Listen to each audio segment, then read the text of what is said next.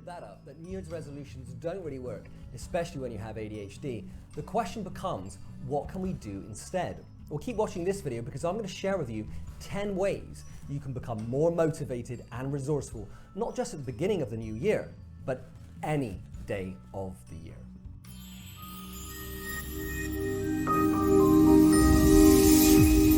Hi, my name is Jamie Vasilyan, the Hypnosis for ADHD Specialist, on a mission to help children and adults just like you learn to harness the power of your uniquely wired brain so you can begin to live the life that I truly believe you are destined to enjoy. So tip number 1, instead of New Year's resolutions, set goals instead.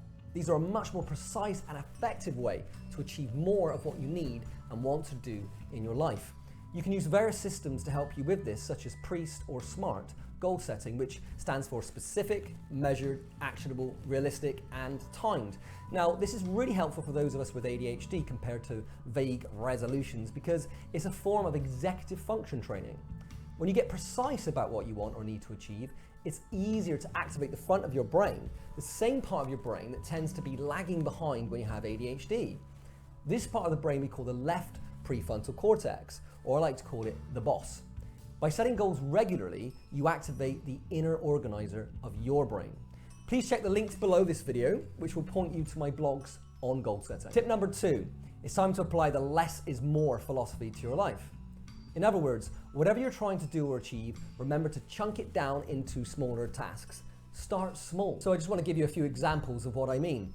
For example, with exercise, rather than intending to get really healthy, lose 30 pounds, go for the whole year, join the gym, and then stop going by the end of January and wasting a lot of money, focus on less is more, building the habit, start small, okay? So what you can do is, you just, rather than going to the gym straight away, you can start to do any form of exercise at home. Whether it's going for a run, a jog, it could just be 5 or 10 minutes, maybe it's just doing 10 press-ups per day. Aim to do that daily and make it consistent. When you do that, you build the habit. Once you've got to that point, then if you do go to the gym, you're more likely to stick it out and not waste your money and time.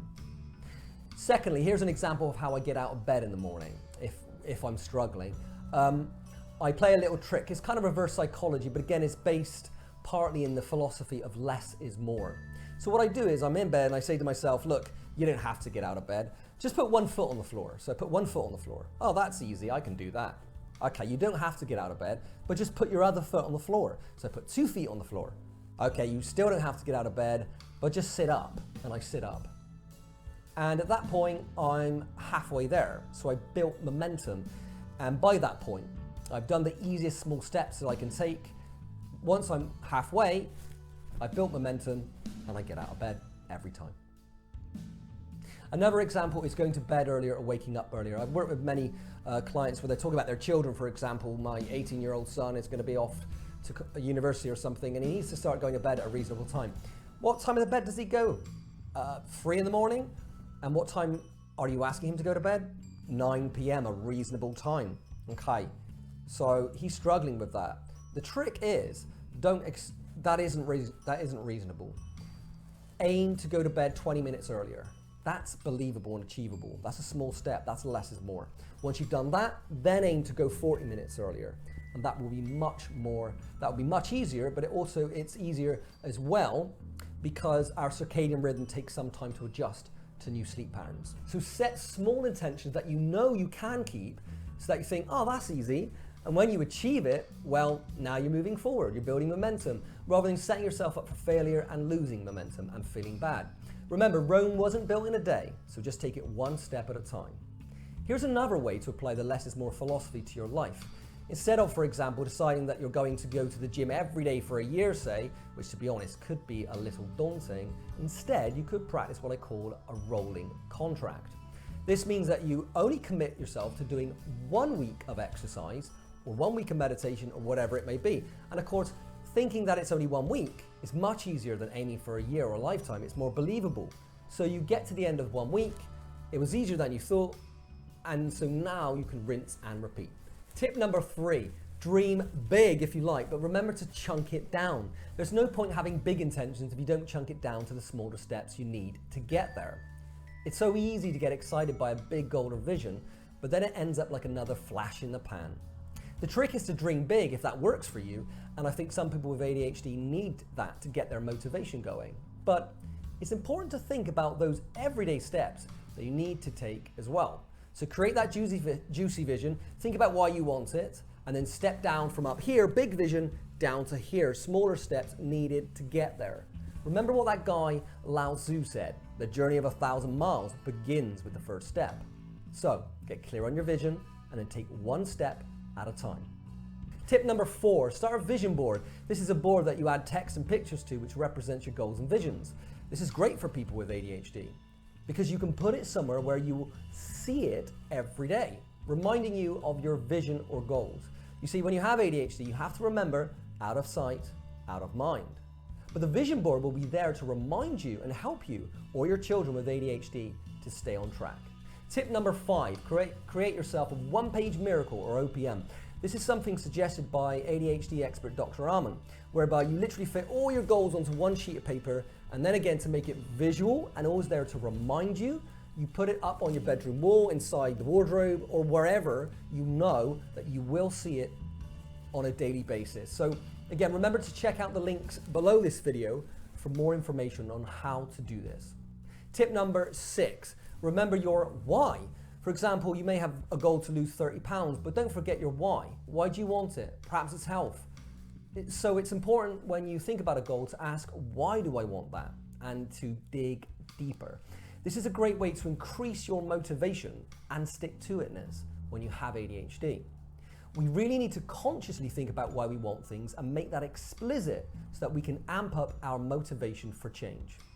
Tip number 7, practice seeking the exception to the rule. When I work with a client in hypnotherapy and they tell me, I always forget things, I inquire. So you forget a lot of things. And can you think of any exceptions to that? Perhaps there's a part of your life where your memory is good. Or another client might say that their focus is really poor. So I'll ask them, when is your focus good? You see, whilst ADHD can certainly mean that we struggle with memory or focus or motivation or anything else, we may still have a tendency to generalize. And it's important to seek out the exceptions to the apparent rule, because those examples may lead us to understanding the conditions under which we can change in those desired areas of our lives and free up some of our mental conditioning that may be holding us back from making progress. Of course, I've not gone into much depth here. Perhaps this is something we can explore in a later blog or video, and it's also something that a coach, CBT therapist, hypnotherapist, or an ADHD specialist could help you with. Tip number 8, learn how to be your own coach or hypnotist. When you have ADHD, it's so important to not only have support from friends, loved ones, and professionals, but it's also important to learn self-care. It's also helpful to learn how to be your own life coach, to egg yourself on, to give yourself positive self-talk, and to stop beating yourself up. And instead, learn how to relate to yourself in a way that can build you up for motivation and success, just like a life coach would. Now, of course, that's easier said than done, but with practice, it can be done. In future videos and blogs, I will share more on how to do this for yourself, or you can work with a practitioner that can help you to learn this skill. In the meantime, I invite you to check out my free online ADHD hypnosis coaching session on YouTube, which will guide you through setting a clear goal for yourself, followed by hypnosis. Now, of course, this can be a really powerful new habit that you can practice to help you get control of your mind and your life, because of course hypnosis works with the subconscious mind, which most neuroscientists say is about 90 to 99% of our minds, which means that by aligning your conscious and subconscious mind together, you stand much more chance of achieving your goals. So check out that free guided ADHD hypnosis coaching session, which I will include in the links below. Tip number 9, reframe positives into negatives.